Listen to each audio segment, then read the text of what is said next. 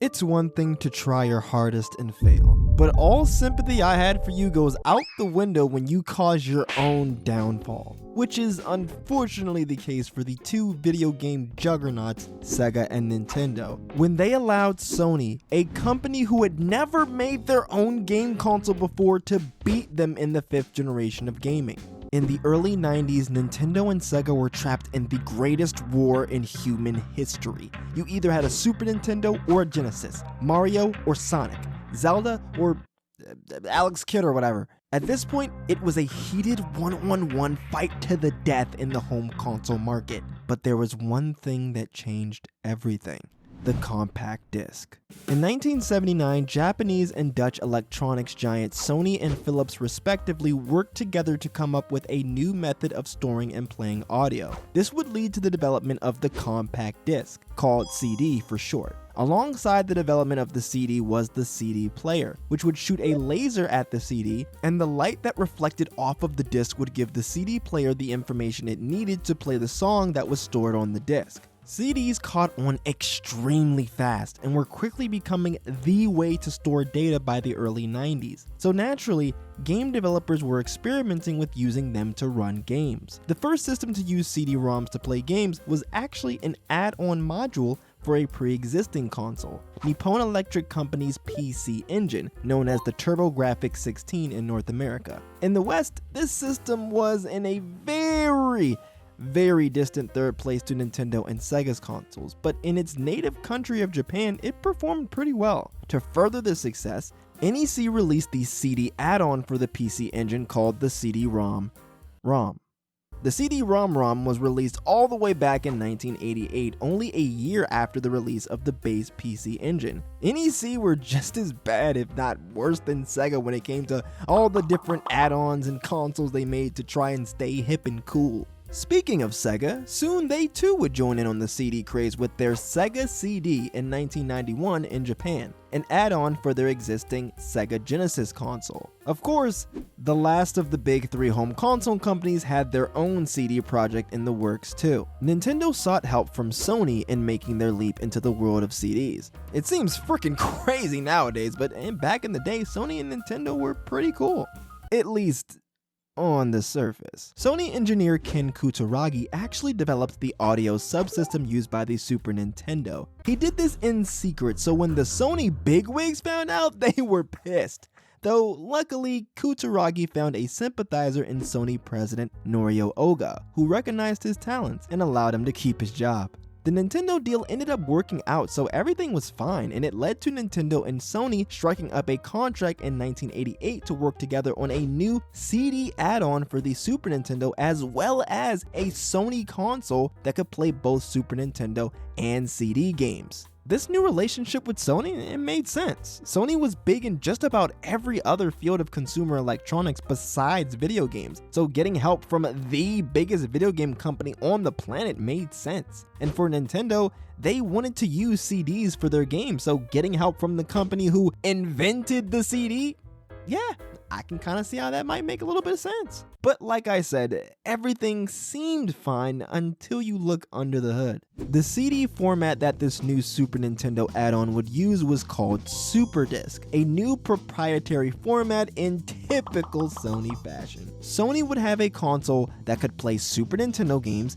and play new CD games, and they would own all the licensing rights to all of the CD content. Sony was by far the winner of this agreement, leaving Nintendo with little power and less to gain in this deal. Nintendo also feared that with Sony being the bigger company, having influence in movies, music, and other electronics related fields, working with them on a console could give them the experience they needed to make their own independent console and become a dangerous rival to Nintendo. So behind Sony's back, Nintendo made a more pleasing deal with Sony's rival, the other company that helped develop the CD, Philips. At the Summer Consumer Electronics Show in 1991, Sony unveiled their new collaboration console with Nintendo, the PlayStation.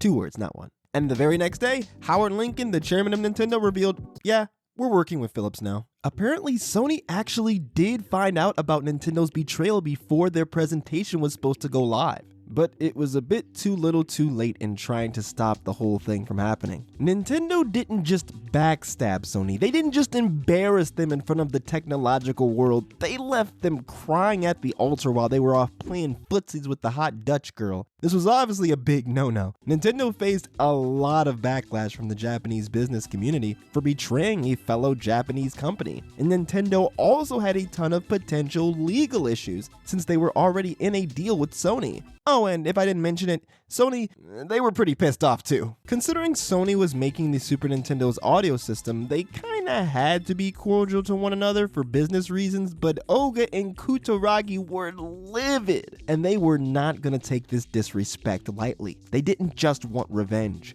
They wanted to completely destroy Nintendo for making a fool out of them. So early work began on a completely new Sony video game console. Once again, many of the Sony higher-ups were against it. Sony had little experience in video games, and back then, games were not nearly as respected as a medium. They were seen as toys for children and weren't taken seriously. Despite all of this backlash, Oga allowed Kutaragi to continue to work on Sony's own original video game console, which, as you all know, became the PlayStation. One word. Ultimately, Sony won in the end as their PlayStation console ended up vastly outperforming Nintendo's next console, the Nintendo 64. Oh, and that deal Nintendo had with Philips to make a CD add-on for the Super Nintendo? Yeah, well, it ended up going nowhere. This has gone down in history as one of, if not Nintendo's worst blunder, maybe even the worst mistake in gaming history if we're being honest. This story isn't exactly obscure, I know, so you've probably at least heard of it. But what less people know about is that SEGA also had a chance to work with Sony on a game console. After the humiliation that Sony had gone through courtesy of Nintendo, Sony tried to join forces with Nintendo's biggest rival, Sega. That same June that the 1991 CES took place just so happened to be the exact same month that a certain blue hedgehog made his debut on Sega's home console, the Genesis. Thanks to Sonic and Sega of America's downright disrespectful marketing campaign, Sega managed to break into the home console market, finally giving Nintendo a worthy rival in the most iconic console war of all time. Given Sega's recent success, Sony teaming up with them was honestly a pretty smart move. It was the enemy of my enemy is my friend type of situation. Sony Electronics Publishing and Sega of America announced a joint venture in May of 1992, where Sony would produce games for Sega's consoles, with a particular emphasis being on their new Sega CD platform, leading to games like Hook, Sewer Shark, and the infamous Night Trap. Sega and Sony had established a good relationship, but the honeymoon phase was over. It was time for a real sign of commitment, a Sega and Sony joint console. But unfortunately, this never came to be. As for why their deal never ended up going through, well, honestly, I don't know.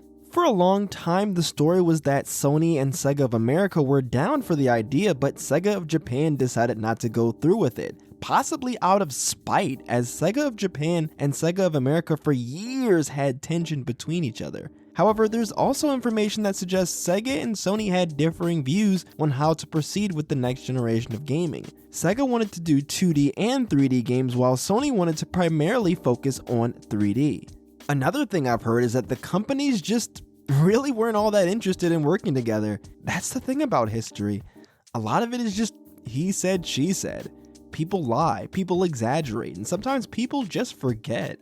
Keep in mind, this entire story takes place nearly 30 years ago. But at the end of the day, what we do know is, just like with Nintendo, Sega's deal with Sony didn't come to fruition, and so Sony went out on their own.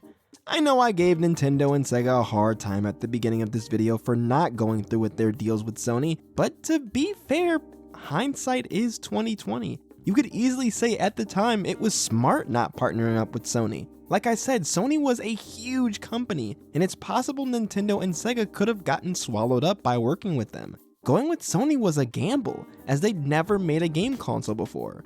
There were a lot of risks. Looking back, it was a mistake, but I can't really blame them for it. So, past me from 10 minutes ago in this video? It's one thing to try your hardest and fail, but all sympathy I had for you goes out the window. Shut up. You're stupid. I hope you guys enjoyed the video, and if you did, there's a whole playlist of videos just like this one on the left side of the screen. If you want to be notified when I post a new video, then click on the subscribe button and the notification bell. If you'd be so kind, click the like button too before you go, as it really helps the channel grow. Thanks guys, put your pride to the side, and have a good one.